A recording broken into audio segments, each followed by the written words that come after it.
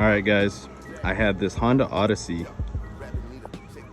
right here, 2011, come in for a misfire, right? First thing I did was pull the plugs on the rear bank because it had a P0303, so in that back bank. Look at this plug.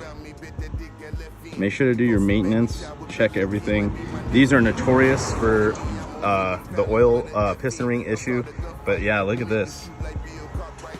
Maintenance matters, guys, so make sure to check your car. All right, and that's it. Now this car's purring.